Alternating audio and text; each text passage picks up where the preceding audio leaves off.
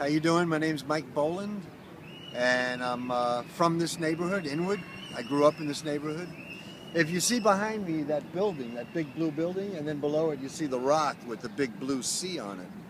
That big blue C was put there by Columbia University. It represents Columbia. But there's a passway through that rock where the train goes.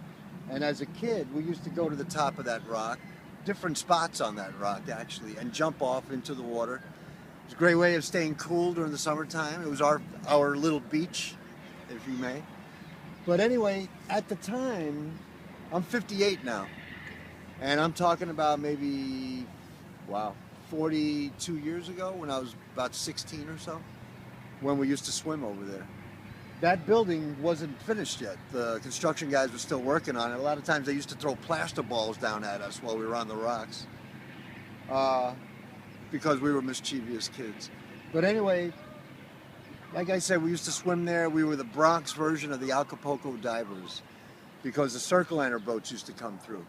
And they would stop there and wait for the trestle to open up so they could continue on. So while they were there, the captain would get on the loudspeaker a lot of the times and he would say, and there goes number 1, there goes number 2, and we would jump off of the rocks, right? But anyway, this one day, it was close to Easter, and it wasn't really the time of year when everybody's swimming and jumping off the rocks. It was very chilly out, it was very cold. And me and 2 of my friends were sitting around in my apartment, which was on Cooper Street. Felix de la Cruz, who was about this tall and thought he was a badass because he ran with the Savage Skulls, a little Puerto Rican guy, and my other friend Miguel. And we all decided, why don't we go over to the rock and jump in the water just for the hell of it.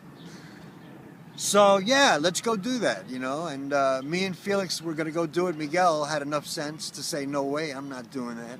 He went home. So Felix and myself continued on. We went up here to this rock. It's real windy out. It's cold. It's probably like 40-something degrees, I don't know, you know. And we take our clothes off, everything except for our shorts, put them up there, even though it's a windy day, and we jump. And I jumped first. And the water was so cold that when I jumped in the water and I came up, I was going to tell him, don't jump, you know, but I couldn't even speak because the cold water was crushing the breath out of me. So he jumps. Now there's 2 fools in the water.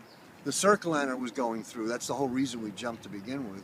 The waves from the Circliner are bouncing us off of these rocks. Now we're all bloody. My skin is all purple because we're freezing to death.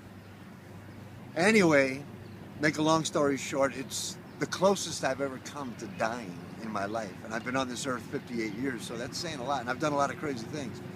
But that was the closest we've come. The reason is because when we jumped in the water, we clinged onto the rocks to keep from being pushed out deeper into the water by the waves. We figured we were done. Felix was crying like a baby, the tough guy from the Savage Skulls. And me, I was just like, I don't know what we're gonna do. I can't find another rock to grip onto. Out of nowhere, like a miracle, these kids showed up. They heard us screaming for help.